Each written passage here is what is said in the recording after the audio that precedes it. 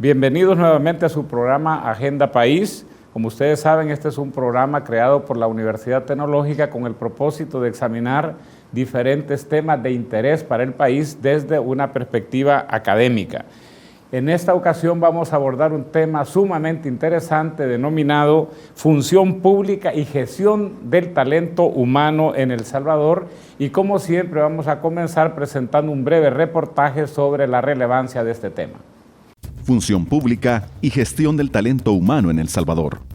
Una administración pública imparcial, eficiente e integrada por personal competente y comprometido con las necesidades de la población es condición indispensable para transformar al Estado salvadoreño en un instrumento de progreso y desarrollo. No obstante, a pesar de los esfuerzos realizados por dotar al país de un nuevo marco legal que posibilite el desarrollo de la carrera administrativa y la estabilidad laboral de los servidores públicos, todavía no se cuenta con una administración profesional capaz de ofrecer servicios oportunos y de calidad a la población. La administración salvadoreña se sigue caracterizando por la discrecionalidad de las autoridades para nombrar, reubicar o desvincular al empleado, por la inexistencia de una carrera administrativa, por la baja presencia de actividades de capacitación, por la no implementación de evaluaciones de desempeño y por la inequidad salarial. Todo esto genera desmotivación en los trabajadores y un clima laboral poco propicio para el desarrollo de una gestión pública de calidad que permita atender de manera adecuada las demandas y expectativas de los ciudadanos. En la Asamblea Legislativa se encuentran dos proyectos de ley de las dos administraciones anteriores, que buscan una transformación profunda del régimen del servicio público. Estos proyectos recogen los principales aportes de juristas expertos en la materia, representantes de instituciones públicas, universidades, tanques de pensamiento, organismos internacionales como el Centro Latinoamericano de Administración para el Desarrollo, la Organización Internacional del Trabajo, agencias de cooperación, sindicatos y ONG. Durante su proceso de elaboración, se realizó un estudio comparativo de los marcos legales de otros países de la región para retomar lo mejor de ellos. Todo está listo para que los legisladores inicien la discusión de esas propuestas y aprueben una nueva ley que ponga fin a la discrecionalidad en el manejo del personal de la administración pública. La Comisión Ad Hoc de la Asamblea Legislativa, creada para agilizar la aprobación de una nueva ley del servicio civil, ya inició consultas con diversos actores políticos y sociales. Es importante que en este proceso no se sacrifiquen los aspectos sustantivos de estos anteproyectos, independientemente del nombre que adquiera la nueva ley. Es decir, que se garantice que el mérito y el desempeño sean las credenciales para poder ingresar y progresar en el sistema de empleo público. El nuevo marco legal tiene que dar origen a una nueva entidad que ejerza la labor de rectoría del empleo público y que tenga las competencias técnicas y la autoridad necesaria para desplegar todos los subsistemas de la gestión del talento humano, el de administración y clasificación de puestos de trabajo, el reclutamiento y la selección del personal idóneo, la planificación del personal, la evaluación del desempeño, las remuneraciones, la formación y desarrollo profesional, la gestión de la carrera administrativa y las relaciones laborales. También se requiere de un verdadero tribunal de la función pública que garantice el cumplimiento de las disposiciones de la nueva ley. Este proceso de reforma de la administración no está exento de resistencia y oposiciones, sobre todo de aquellas personas y sectores que se han beneficiado del viejo orden o del desorden establecido. Sin embargo, la ciudadanía tiene mucho que ganar, pues en la medida que la administración se modernice y cuente con servidores competentes, se mejorarán notablemente los servicios públicos. La reforma de la función pública ya no es un problema técnico, sino una cuestión de decisión política. Acompáñenos en la discusión de este tema en esta edición de Agenda País. Para este programa contamos con la participación en primer lugar del licenciado José Antonio Morales Carbonell. Él es especialista en Ciencias Políticas y Derecho Internacional y adicionalmente es ex subsecretario de Gobernabilidad y Modernización del Estado. Bienvenido, Tono. Muchas gracias, William. Gracias. Un saludo a la audiencia de este importante programa. También contamos con la grata presencia del embajador de España, el señor Federico Torres Muro. Bienvenido, embajador. Gracias y buenas tardes y un saludo también para las personas que siguen el programa.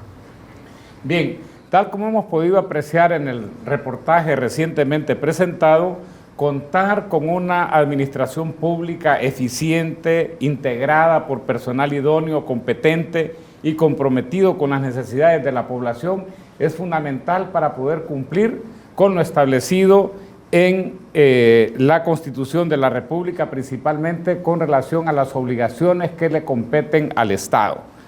Por otra parte, también es importante contar con una burocracia profesional para poder alcanzar los objetivos de desarrollo del milenio, que de alguna manera pues también establecen el compromiso de los países para poder ser capaces de garantizar paz y justicia en las naciones. Por otra parte, de acuerdo al reportaje, nos dice pues que a pesar de que en El Salvador contamos con una ley del servicio civil desde 1962, y pese a que también en los últimos años, desde principios de los años 90, se han hecho una diversidad de gestiones con el propósito de modernizar el Estado, hay una conclusión como muy contundente que señala que El Salvador sigue siendo parte de aquellos países en los que la politización es tan fuerte que no se logra crear un servicio civil profesional y no puede garantizarse la atracción y retención del personal competente. En función de eso, el reportaje nos habla de la necesidad de contar con una nueva ley del servicio civil y sobre todo también de contar con un ente responsable de la gestión de los recursos humanos en el sector público salvadoreño. Bien, dentro de ese contexto quisiera comenzar preguntándole a Tono. Tono, tú has escrito recientemente este libro que se llama justamente Función Pública y Gestión del Talento Humano en El Salvador, donde básicamente haces un análisis bastante profundo de la problemática que hay alrededor de este tema. ¿Podrías de alguna manera resumirnos cuáles son como los principales problemas que has identificado con la gestión del talento humano en la administración pública salvadoreña? Sí, con gusto, William. Yo creo que son los mismos problemas que señalaba la primera evaluación del BID en los años 80, 84, 86.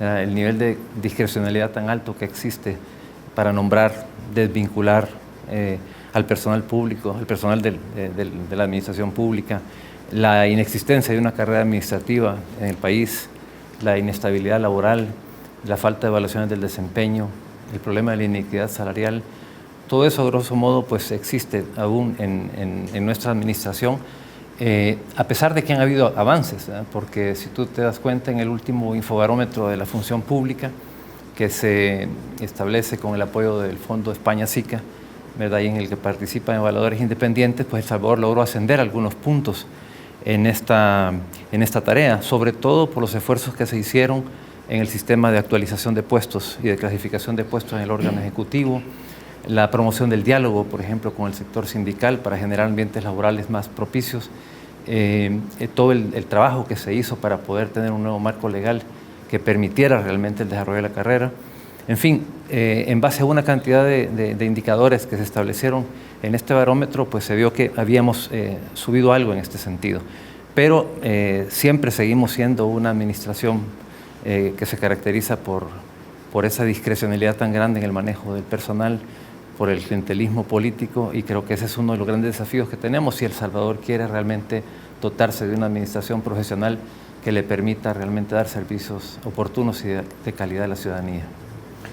Quiero decirles que yo la primera vez que tuve algún contacto con este tema de la profesionalización de la administración pública fue justamente en una visita a España, ¿verdad? Y no de manera directa en un evento académico, sino que conversando con unos parientes, ellos estaban en un proceso de preparación de oposiciones para poder entrar a la administración pública. Estamos hablando básicamente de mediados de los años 80, ¿verdad?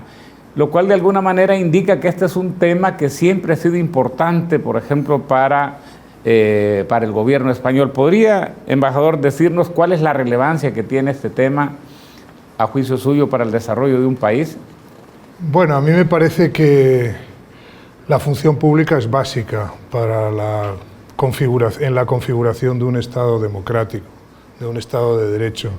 Yo creo que hay que buscar el equilibrio justo entre legalidad y discrecionalidad. O sea, no se puede pretender tampoco maniatar al mandatario que además debe su posición, digamos, a la voluntad expresada libremente en las urnas, y por lo tanto, por eso digo que hay que buscar el equilibrio entre la discrecionalidad del político y la legalidad que debe de ser preservada por el funcionario.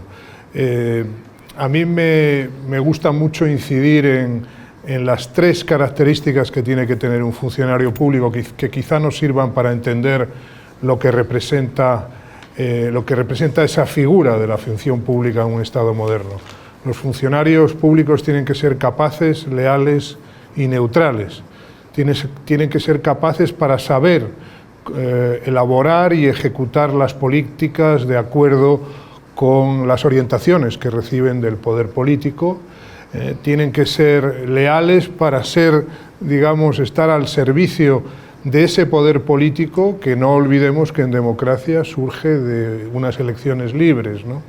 Y tienen que ser neutrales para garantizar la legalidad, para que ese equilibrio entre legalidad y discrecionalidad se respete, es decir, para que el gobernante tenga posibilidad de ejecutar o diseñar una estrategia política, pero siempre sobre la base del respeto a la ley, y ahí el funcionario desempeña también un papel importante.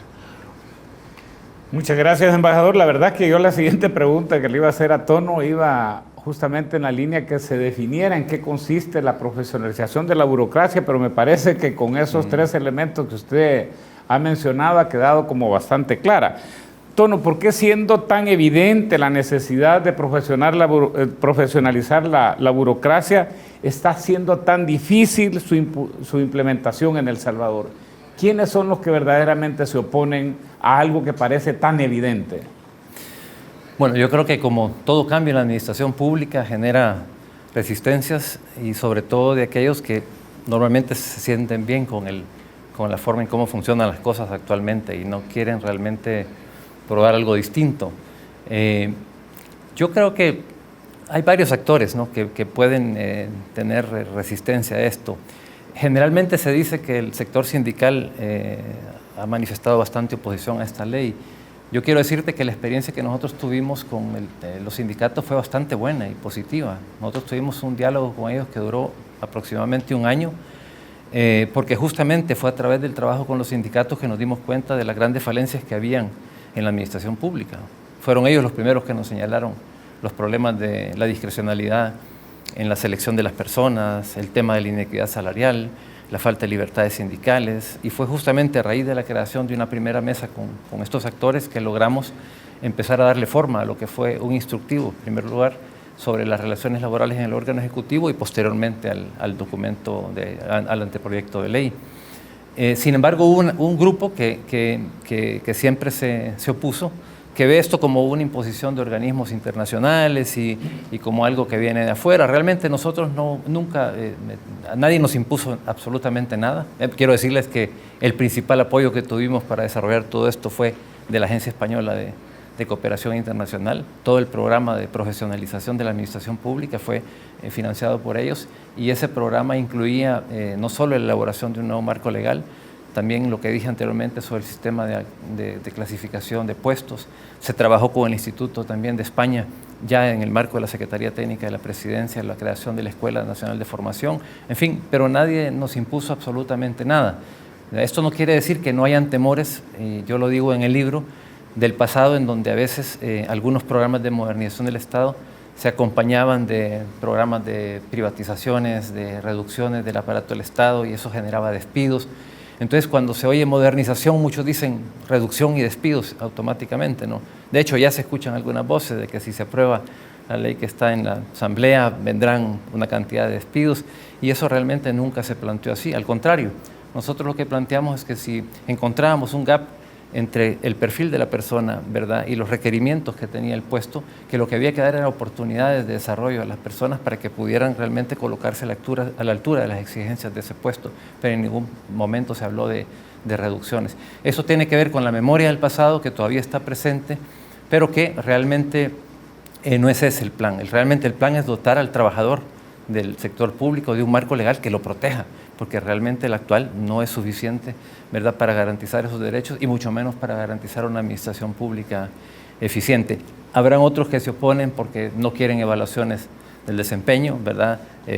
Quieren estabilidad sin resultados, pero yo creo que una administración, para que pueda realmente cumplir con sus funciones, con lo que le establece la Constitución, tiene que también dar resultados y ser eficiente, y la estabilidad tiene que estar de alguna manera pues condicionada a ello.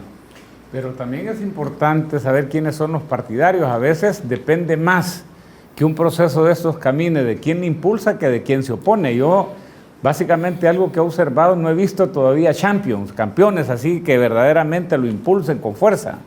Bueno, hay un equipo que lo está impulsando con fuerza, que es el equipo promotor de la reforma de la función pública, en la que participan alrededor de 21 instituciones. Ahí está la UCA, ahí está FUNDE, ahí está FUSADES, ahí están diferentes instituciones de la sociedad civil que lo están haciendo. Yo sí creo que tienen que ampliar todavía más el grupo de Champion, ¿no?, de gente favorable a la reforma. Y la ciudadanía tiene que también jugar un papel, porque al final quienes van a ser los últimos y los mejores beneficiados de todo esto van a ser ellos, pues, porque en esa medida van a tener realmente mejores servicios, ¿verdad? Y van a poder atenderse de una mejor manera sus necesidades y sus expectativas.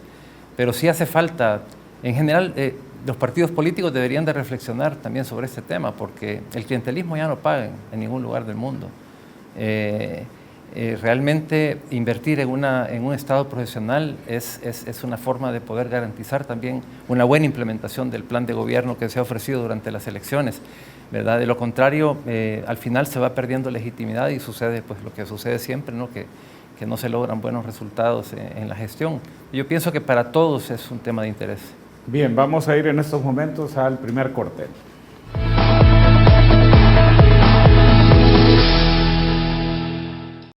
Aquí prevalecen la esperanza y el optimismo que nos han levantado una y otra vez. Con esa actitud debemos trazar de nuevo el camino. Ahora el verdadero reto es atrevernos. Te retamos a que sobresalir se vuelva viral, a tener más metas cumplidas que playlist, a cambiar más realidades que fotos de perfil y a que tu selfie sea el liderazgo. Atrevámonos a ser mejores. Inscríbete hoy. Universidad Tecnológica de El Salvador.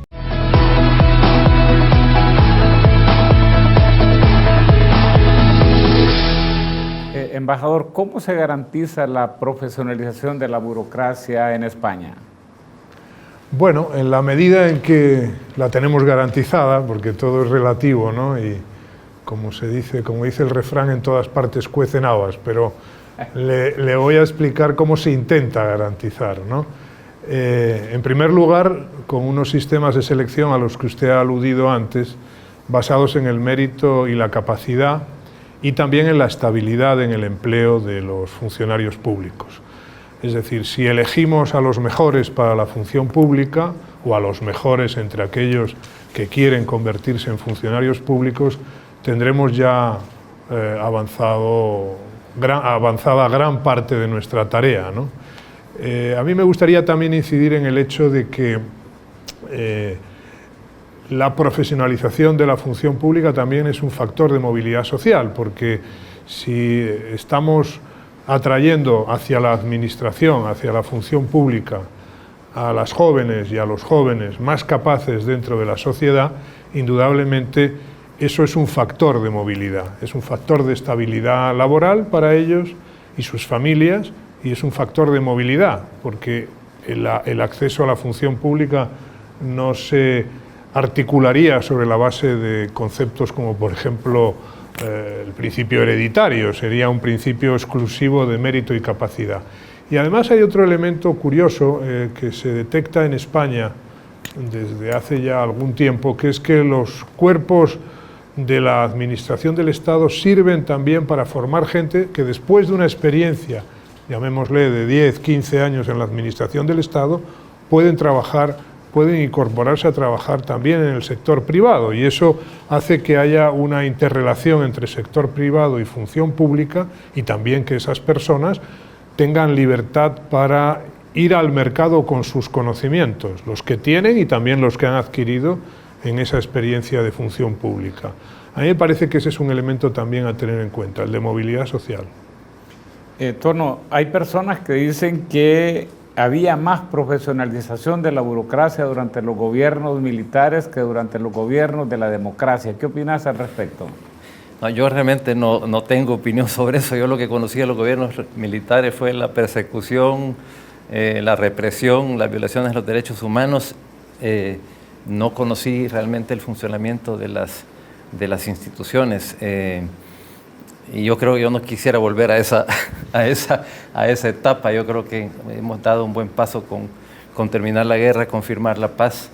Y sí creo que, bueno, si fue así, si fue el caso, pues como tú lo dices, yo creo que tenemos que avanzar realmente con mucha más razón en este tema tan importante del país. O sea, no podemos seguir cada 5 años inventando la rueda, ¿no? O sea, yo creo que estos países no van a salir de la situación de subdesarrollo y de pobreza si no profesionalizan su administración, porque profesionalizarla implica también asegurar la continuidad del Estado.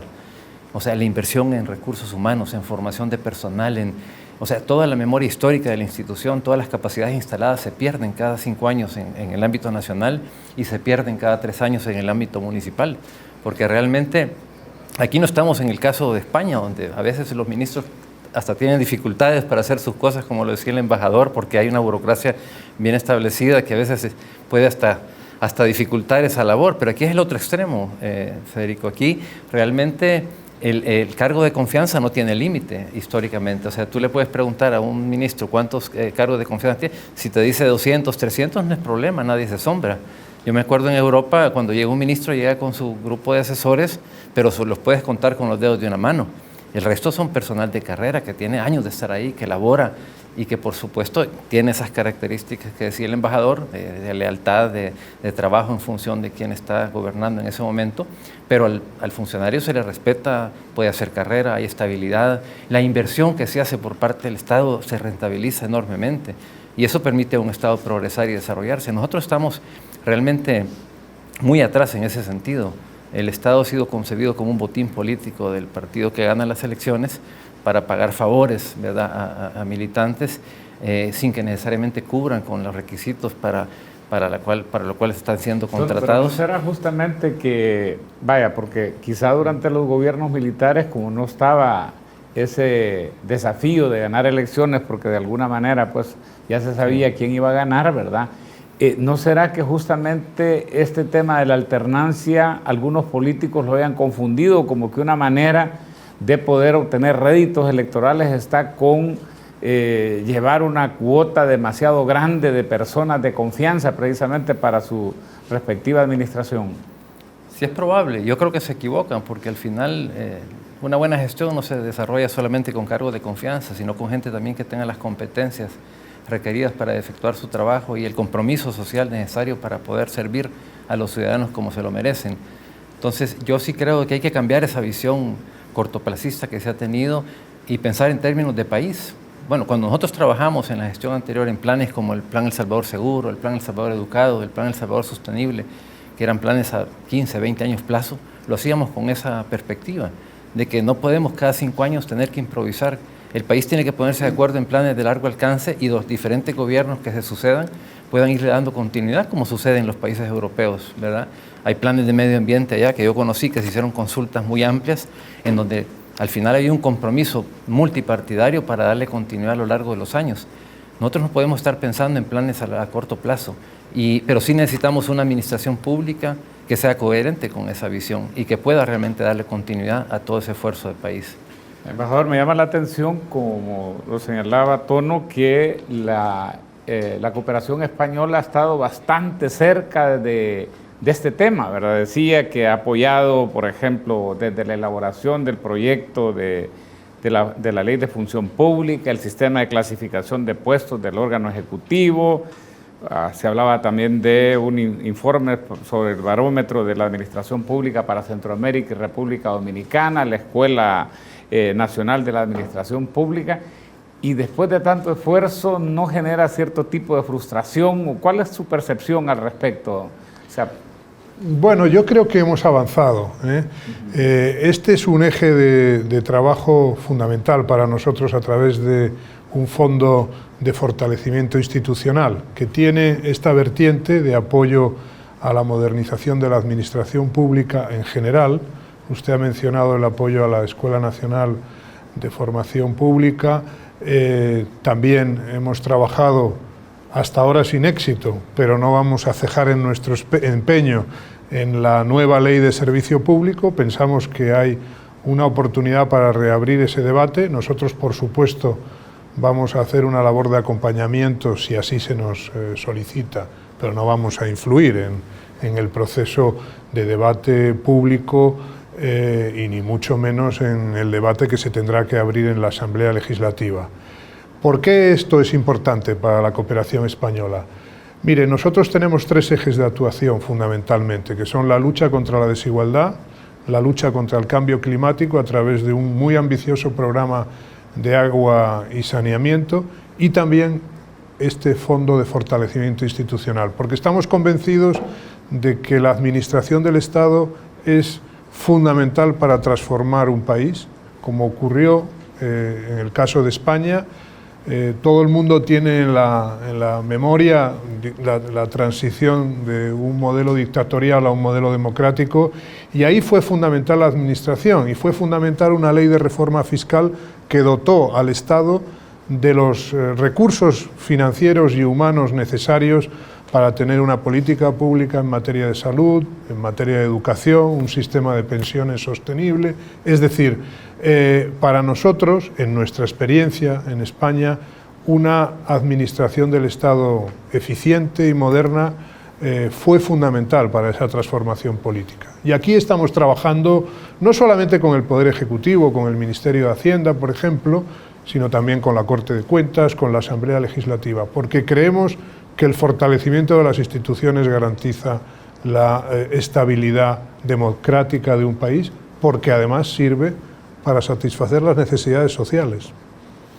Tono, ¿por qué dentro de este grupo gestor no están presentes los partidos políticos? ¿O también hay representantes de los partidos políticos? ¿Cómo es que ustedes se relacionan entonces con los partidos políticos? No, yo no soy parte del grupo gestor. No. Yo he estado en reuniones con ellos para darles un poco mi opinión sobre el libro que publiqué sobre este tema,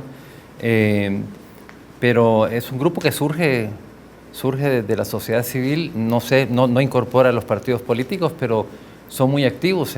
Por ejemplo, actualmente están dándole seguimiento a todas las discusiones que están llevándose a cabo en la Asamblea Legislativa por parte del equipo ad hoc.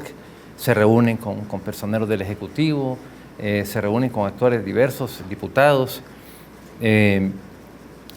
pero no sé por qué razón no están incorporados. Yo creo que es expreso, ¿no?, que querían un espacio desde sociedad civil para poder realmente llevar la voz de estas instituciones sobre un tema tan importante como era la función pública. A mí me alegra mucho porque, bueno, al menos hay otros actores que retoman este esfuerzo que se hizo desde la subsecretaría y posteriormente desde la Secretaría Técnica, y que, bueno, no se terminó ahí la historia, sino que esto continúa. Yo estoy convencido de que el país tarde o temprano tiene que asumir ese reto, porque además va a permitirle al Estado tener recursos para invertir en otras cosas. Una mala administración es costosa, porque no hay una buena planificación del recurso humano, ¿verdad? Porque además, cuando tú tenés personas que no tienen las competencias requeridas, a lo mejor una persona es capaz de hacer algo que no pueden hacer 10 que no tienen esa formación. En fin, en muchos aspectos es una garantía de eficiencia, es una garantía de una utilización más racional de los recursos, y sobre todo, lo que dije antes, es una garantía de continuidad, ¿verdad? De continuidad y de la posibilidad de desarrollar programas a largo plazo que le den respuesta real a los problemas nacionales. Eso es lo que requiere este país. Ahora entiendo que en la Asamblea no hay uno, sino que hay 2 proyectos que se están discutiendo. No, yo creo que han de haber más. Hay más, pero ¿y cuáles? ¿Hay algunas diferencias sustanciales Mira, entre estos 2 proyectos el tema es la entidad rectora. Ajá. Acordémonos que la Ley de Servicio Civil no tiene realmente una entidad rectora de la función pública. O sea, creó las comisiones de Servicio Civil y creó el Tribunal de Servicio Civil, pero ambas instancias tienen que desarrollar funciones administrativas y jurisdiccionales, y al final no terminan desarrollando bien ninguna de las 2.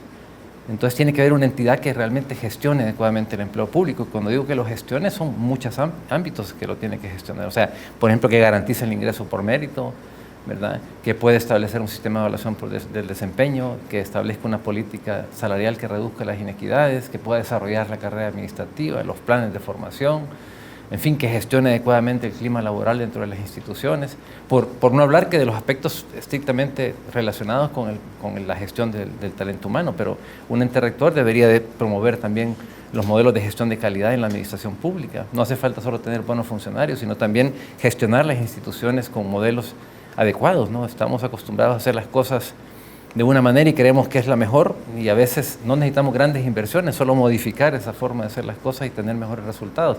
Entonces, por ejemplo, lo que hicimos en el pasado, introducir premios a la calidad que permitieran estimular a las instituciones a adoptar modelos de excelencia. Hay que tener una entidad que verifique, por ejemplo, las estructuras que se crean, porque tú puedes racionalizar, pero si vas creando nuevas estructuras y no hay nadie que te verifique si esas estructuras y ese personal nuevo va a responder realmente a los objetivos estratégicos de la institución, te va llenando de personal automáticamente año con año y no por eso vas a estar dando mejores resultados. Entonces, la complejidad de ese ente rector es tan grande que tú no puedes ponerlo como un anexo, como una dependencia de otra institución, porque al final se diluye. Históricamente lo han colocado en Hacienda o en secretarías técnicas, pero se pierde en medio de un mar de tareas que tienen que desarrollar esas instituciones. Quizá la experiencia de Taiwán es como muy ilustrativa al respecto, ¿verdad? Cuarto poder, como le llaman ellos, al poder de examen. O sea, tiene que tener un lugar específico. Por eso es que en general se han creado ministerios de administración pública, direcciones generales de servicio civil, pero nosotros somos el único país, creo yo, en América Latina que no tiene una entidad rectora de la función pública. Bien, vamos nuevamente a otro corte comercial.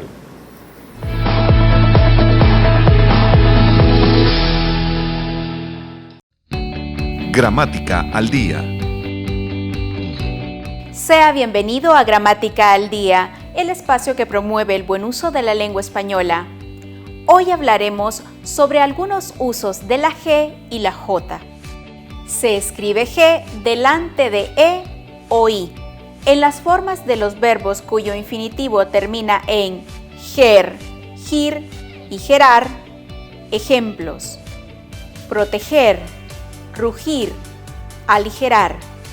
Las excepciones son mejer, tejer, crujir, brujir y desquijerar.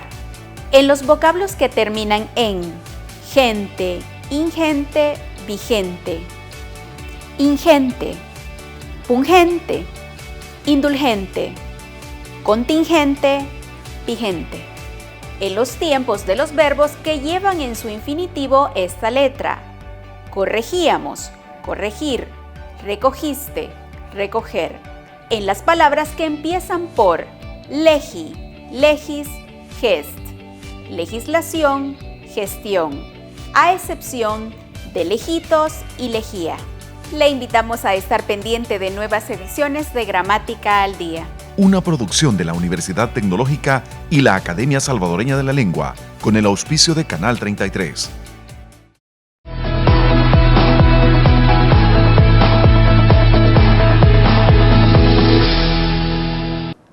Bien, en cada programa a nosotros nos interesa mucho también aterrizar en recomendaciones y sobre todo pues después de haber leído el libro, Tono, realmente aquí hay una enorme cantidad de recomendaciones. Sé que es bien difícil resumirlas, ¿verdad? Pero si pudieras destacar las más importantes, ¿cuáles dirías que son las que están contenidas en el libro? Bueno, la primera es la necesidad de tener una entidad rectora, que lo discutimos en el segmento anterior. Eso es fundamental, para que pueda realmente organizar y gestionar todos los subsistemas del talento humano, ¿verdad? Desde el ingreso por mérito hasta el desarrollo de la carrera, el clima laboral, etcétera. Eso es fundamental. ¿Qué debería ser una autónoma? Bueno, ese es un debate, ¿no?, de sociedad. De hecho, la primera propuesta de ley de la función pública sugiere una autónoma. ¿Por qué? Porque se hizo una consulta amplia con diferentes actores de la sociedad, sindicatos, organizaciones sociales, empleados públicos, y ellos tienen más confianza en una entidad de esa naturaleza que una entidad directamente vinculada con el gobierno. Así lo manifestaron en ese momento. En la segunda propuesta de ley se habla de una dependencia del Ejecutivo, ¿verdad? Puede ser una secretaría, puede ser, en fin. yo creo que lo importante es que esta entidad tenga la autoridad, la competencia técnica necesaria para poder desarrollar esta tarea y también el poder necesario para llevar adelante su trabajo adecuadamente, ¿verdad? Sin manipuleos, sin otras cosas. Porque actualmente no tenemos esa autoridad y realmente la requerimos. Entonces yo creo que lo primero sería eso. No estoy sugiriendo una entidad enorme, no. Que se apoye en las instituciones, en las direcciones de recursos humanos de los ministerios, pero que logre realmente que sus lineamientos se cumplan y que haya mecanismos de verificación en cada uno de ellos, porque no queremos cometer el error de otros países donde se crean unas grandes entidades que al final terminan atascándose porque quieren concentrar todos los procesos de reclutamiento. No es menor el debate. Yo me recuerdo que hoy no está muy de moda Chile, pero cuando vino hace unos, 15 años el presidente Ricardo Lagos, él decía, miren, realmente apostarle a la profesionalización de la burocracia tiene que ser un elemento central de un pacto político. Y cuando hablaba de un pacto político, casi que uno automáticamente ve una autónoma, porque uno dice, ¿cómo va a ser posible a través de un pacto político darle atención a un problema o a una necesidad, si la queremos ver tan importante, si no es a través de una entidad que garantice tener un personal con las 3 características que mencionaba el señor embajador? Sí, yo digo, lo que tenemos que tener son garantías de una cierta independencia, porque el problema, por poner un ejemplo, el tema salarial. Actualmente la Ley de Servicio Civil le da esa prerrogativa a Hacienda. Hacienda es el que lleva adelante supuestamente todo el sistema de clasificación de puestos y tendría que tener la capacidad de correlacionar puestos y salarios.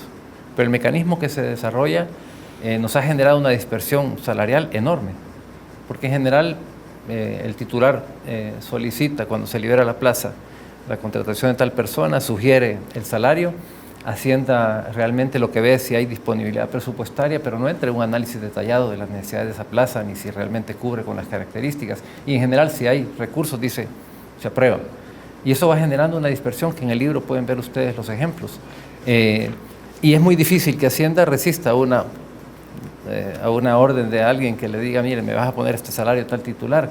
Tendría que tener esa autoridad como para decir, mire, señor ministro, este salario es inapropiado, o esta modificación de plazas que está sugiriendo no es correcta porque va a afectar toda la estructura orgánica de tal ministerio. En fin, tiene que tener cierta autoridad y tiene que tener garantías de que pueda funcionar, porque de lo contrario vas a crear un problema mayor, ¿verdad? Una autoridad que nadie controla y que tiene superpoderes, tampoco. Y eso la gente lo teme, quiere tener garantías. Por eso es que la ley establece, por ejemplo, para poner un ejemplo, en el caso de los mecanismos de ingreso por mérito, la ley no solo, cuando se crea la ley de la función pública, se plantea la autónoma que desarrolle todas esas funciones, pero además una comisión de verificación dentro de los ministerios que garantice que todo el proceso se cumpla, desde el llamado al público para cubrir esa plaza, las pruebas psicológicas, técnicas, hasta la elección de la terna de los mejores calificados. Entonces, que hay una comisión que verifique que todo eso se cumplió, no que entre en la tecnicidad del proceso, que sustituya a las entidades de recursos humanos que están haciendo esas pruebas, no, pero que por lo menos dé fe de que eso se cumplió y que la entidad rectora pues pueda, sobre esa base, pues proceder a aprobar esas contrataciones. Ese es el primer punto, autoridad rectora. Después, ¿qué más? Así, Autoridad rectora. Bueno, de ahí que esa autoridad rectora pues pueda desplegar, como dije antes, todos esos subsistemas de gestión del talento humano, desarrollar la carrera, o sea, eso lo establece la Constitución de la República y es uno de las disposiciones de la Constitución que no se respeta. Algunas instituciones lo hacen, pero en general el trabajador está ahí y puede pasar años sin posibilidades de progresar, de ascender en sus cargos públicos. Puede llegar alguien que viene de fuera sin mayores experiencias a ocupar un puesto arriba de él y con un salario que él nunca lo va a lograr a través de toda su vida. O sea, tiene que ordenarse la carrera para que también eso genere motivación en los servidores públicos de dar lo mejor por el país. O sea, solo eso es una tarea enorme, pues el diseñar todos los programas, todos los contenidos temáticos y curriculares para la carrera, establecer los mecanismos de evaluación del desempeño, ¿verdad? Poder realmente entrar a una planificación adecuada del talento humano. Yo creo que para nadie es un secreto que hay personas que están en los ministerios y que prácticamente están sin hacer nada en algunos casos y en otros sobrecargados de trabajo como uno no se imagina, ¿verdad? Por esa falta de planificación. Entonces, ordenar realmente la administración. Yo creo que esos serían como los pasos. Y luego poder realmente en esa entidad rectora tener un sistema de evaluación de la gestión de las instituciones, porque no es posible que todos nos evaluemos bien, ¿verdad? Pero al final el ciudadano que recibe los servicios no lo ve de esa manera. Hay que tomar en cuenta al ciudadano en la evaluación de los servicios de las instituciones. Y también establecer la posibilidad de que la entidad rectora pueda no solo ordenar los salarios, sino también dar su opinión sobre las estructuras organizativas y las contrataciones nuevas que se van realizando para ver si realmente responden a las misiones pero todo guardando esos equilibrios que decía el embajador. Yo creo que eso es la clave de todo este proceso, ¿verdad? Guardar. Embajador, sí, algún elemento adicional. Yo sé que generalmente se habla de temas también de formación. Este tema que usted señalaba de cómo garantizar la estabilidad, a mí honestamente me llama mucho la atención cómo se genera casi que hasta una crisis emocional cada vez que va cerrando una administración presidencial, porque la gente, independientemente de cuán técnico sea el trabajo que realiza, siente su situación amenazada. Bueno, hay que garantizar la estabilidad del funcionario público, lógicamente, compaginándolo con la entrada de personas que, como llamamos en España, son de libre designación, es decir, hay puestos en la administración del Estado que se entiende que son puestos de confianza política del ministro, del titular del departamento, de la ministra de turno, ¿no? Pero tiene que haber, digamos, un equilibrio entre los dos componentes en favor del funcionario público de carrera, desde mi punto de vista, pero sin limitar la capacidad o la discrecionalidad del titular del departamento para tener personas de confianza. En el caso de España están pautadas el número de personas que un ministro o un secretario de Estado puede tener dentro de su gabinete, ¿no? Como personal, llamémosle, de confianza. No es que no confíe en los funcionarios, pero esa persona o esas personas, en el caso de un secretario de Estado es una persona en el gabinete, garantiza la relación con el grupo político, el partido político que ha puesto a ese ministro en ese puesto. Y lógicamente tiene que haber también esa relación política. A mí me parece que, vuelvo a lo que señalaba Tono, en el caso de España, por ejemplo, hay un ministerio de administraciones públicas. O sea, es un departamento ministerial, está integrado dentro del gobierno y tiene la responsabilidad de las negociaciones salariales, de la calificación de puestos, de la supresión de puestos o creación de puestos nuevos, pero está sometido, como todos los órganos de gobierno, en una democracia, al escrutinio de la Asamblea Legislativa y, bueno, por supuesto, a posteriori del Tribunal de Cuentas y antes, en lo que se refiere a gasto, al control de lo que llamamos la Intervención General de Administración del Estado, o sea, el control previo y el control posterior en lo que se refiere a gasto.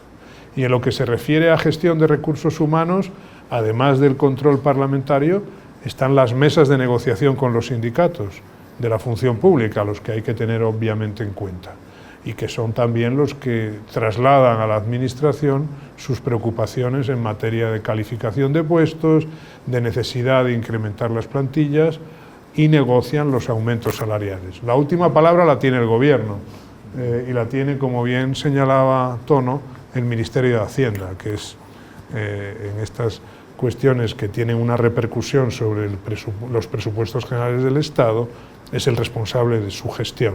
Pero insisto, hay la doble vertiente, el control parlamentario, el control político de las Cortes, en este caso del Congreso de los Diputados, y también la interlocución con los actores sociales y con los representantes sindicales. Y dígame, ¿y el Consejo Económico y Social se mete ahí o es básicamente más para el ámbito privado? El Consejo Económico y Social es un mecanismo de diálogo entre sindicatos, empresarios y gobierno. Es decir, como tantos otros modelos de consejos económicos sociales, como será el recientemente revitalizado Consejo Superior de Trabajo en El Salvador, es un foro, digamos, de interlocución que garantiza la interlocución entre empresarios, sindicatos y gobierno. En España hay que retrotraerse a los siempre mencionados pactos de la Moncloa, que también de alguna manera fueron uno de los cimientos de la transición a la democracia, y ahí estaban representados esos 3 interlocutores. Y de alguna manera el Consejo Económico y Social trabaja en esa misma línea y es heredero de esos grandes acuerdos que hicieron posible la llegada a la democracia en mi país. Bueno, el embajador mencionaba otros arreglos institucionales que son también importantes, no solamente pensar en la autoridad, y yo entiendo, bueno, en el libro tú también mencionas otros, ¿verdad? Hablas ahí de las unidades de administración, del talento humano, de las comisiones de la función pública, del Tribunal de la Función Pública. ¿Cuáles serían los roles? ¿Por qué son importantes esas otras instancias? Sí, porque bueno, es importante que haya un garante del respeto a la legalidad, y en ese sentido una primera instancia que aborda estos temas disciplinarios son estas comisiones.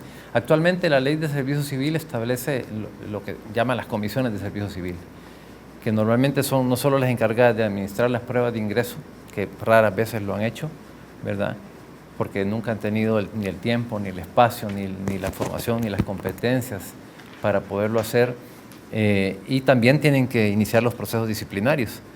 El problema está en que a veces se atascan estos procesos por el hecho de que son las partes interesadas las que forman parte de las mismas instituciones, son juez y parte. Entonces, en la ley lo que se buscaba era tratar de tener una entidad lo más independiente posible, lo más objetiva posible, para poder dirimir estos conflictos que se generan dentro de las instituciones, y por eso se pensaba en comisiones de la función pública y luego una segunda instancia el tribunal, porque realmente los empleados públicos tienen que tener esos recursos, y en la práctica no, lo que tenemos actualmente no ha funcionado adecuadamente, y lo vemos cada vez que hay problemas de despidos, problemas relacionados con la labor de los funcionarios públicos. No tenemos realmente instancias que logren dar una respuesta oportuna y adecuada.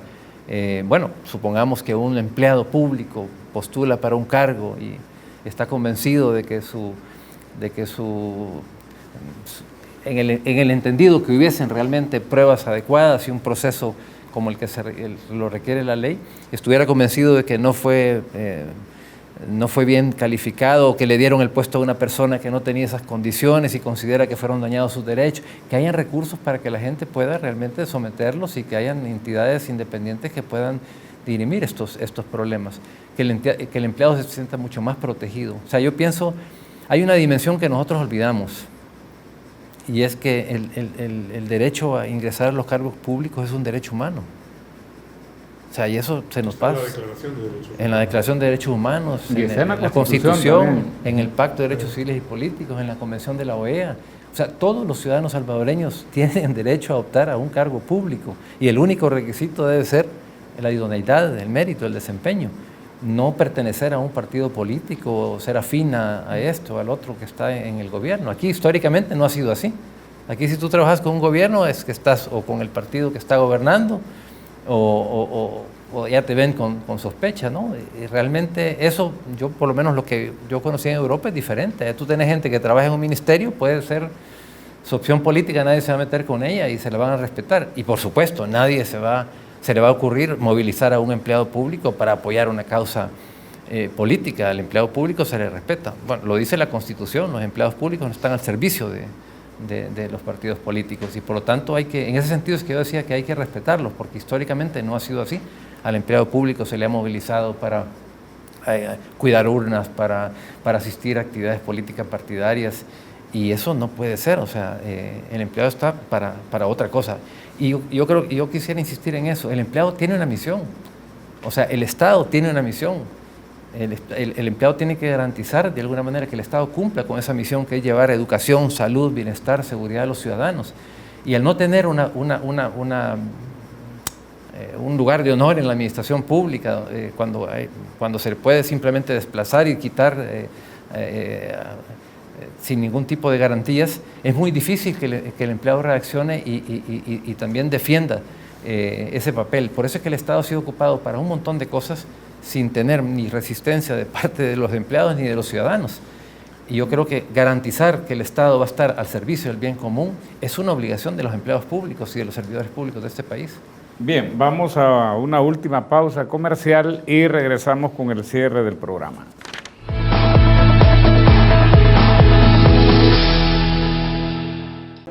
Aprendamos a ser mejores. Somos mejores personas cuando hacemos lo que se tiene que hacer sin que nos lo pidan.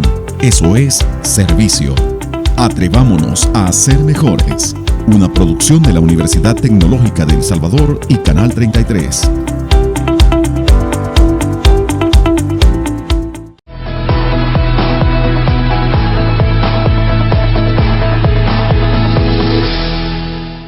Bien, para cerrar el programa quisiéramos, no sé si tienen ustedes algún comentario, alguna recomendación adicional a la clase política o a algún sector en particular relacionado con este tema.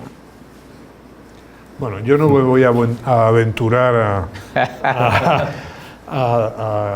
¿cómo decirlo?, a trasladar recomendaciones a la clase política salvadoreña, ¿no? Yo creo que el país tiene un índice de consolidación institucional medio alto, tiene también un grado de educación cívica elevado y por lo tanto a mí me da la sensación de que tanto los actores sociales como los actores políticos salvadoreños están lo suficientemente maduros como para abrir este debate, salvaguardando los intereses de cada cual, los intereses legítimos de cada cual, y apoyando una labor que corresponderá fundamentalmente al Poder Ejecutivo y al Poder Legislativo. Pero hay herramientas para facilitar esa interlocución con los actores sociales y entre los actores políticos. Las tiene el Gobierno, las tiene el Poder Ejecutivo y las tiene la Asamblea Legislativa. En mi experiencia de algo más de 2 años en El Salvador, he sido testigo de procesos de socialización de iniciativas legislativas que a veces no han prosperado, pero en líneas generales creo que el mecanismo funciona y es una garantía también para que estos temas como el que nos ha ocupado hoy, sean objeto de un debate abierto e integral, ¿no? ¿Tono? Yo en la misma dirección, o sea, el llamado es a que aprovechen tanto las autoridades del órgano ejecutivo, en la asamblea, etcétera, de todo el instrumental que se ha creado ya desde hace décadas, diría yo, ¿no? Y sobre todo en los últimos 10 años que se trabajó mucho en esto, ¿no?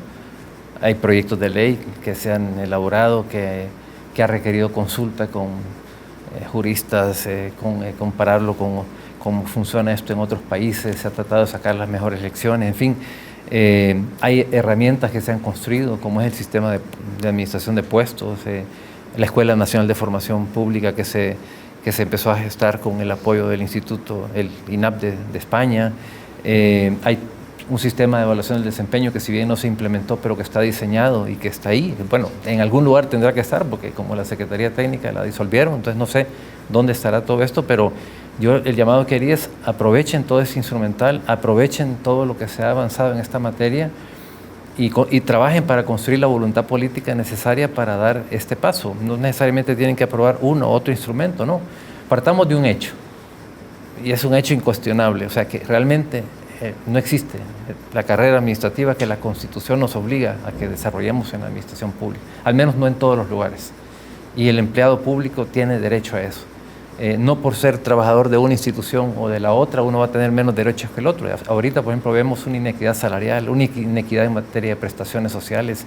Entonces no es correcto ni es justo. Yo creo que si vemos esto sin prejuicios y nos sentamos todos a la mesa y nos vamos a dar cuenta que estos problemas están ahí, bueno, busquemos solución, apoyémonos en las cosas que ya se avanzaron y busquemos la manera de darle respuesta. Esa es la mejor recomendación que pudiera dar. No veamos esto con prejuicios y tratemos de buscar un El Salvador mejor para todos. Bien, yo quizá aventurándome a hacer alguna suerte de resumen de lo tratado en este programa, me quedaría quizá como con 5 ideas principales. La primera pareciera ser porque contar con estados desarrollistas y proactivos es una condición indispensable para el desarrollo de los países. Muy relacionado a esto, pareciera ser pues que el gran desafío que enfrentan países como el nuestro que andan buscando acercarse a ese objetivo no está tanto entre si el Estado debe ser más grande o más pequeño, sino que realmente asegurarnos que contemos con un Estado que en vez de ser obstáculo es promotor del desarrollo. La tercera idea pues es que para poder contar con un Estado desarrollista es indispensable contar con una burocracia eficaz, o sea, instalarla y mantenerla. Por otro lado, me gustó mucho la idea del embajador decir que entendemos por una burocracia eficaz, y una burocracia eficaz es aquella que está compuesta, decía, por empleados que además de ser leales, son capaces, ¿verdad? Y adicionalmente son neutrales, de manera tal pues que están básicamente con el propósito de ayudar a los gobiernos de turno a hacer cumplir los diferentes objetivos que se tracen en los diferentes ámbitos del Estado. Y finalmente yo la otra idea con la que me quedé es que hay una mesa servida, que realmente hay una gran cantidad ya de estudios y de propuestas formuladas al respecto, y de lo que se trata es básicamente de examinarlas a profundidad. Entiendo que hay una comisión ya establecida para poder examinar este tema, y ojalá pues que hagan las consultas apropiadas con los diferentes actores de la vida nacional, que obviamente también saquen las lecciones mejores de experiencias de otros países, y que pronto podamos tener en realidad no solamente una nueva ley del servicio público, sino que también toda una institucionalidad que garantice que caminemos en esa dirección. Quiero realmente agradecer a Tono Morales y al embajador de España, Federico Torres Muro, por habernos acompañado en este nuevo programa de Agenda País, y como siempre queremos invitarles a que nos sigan a través de las redes sociales y a vernos el próximo domingo, donde vamos a abordar un nuevo programa.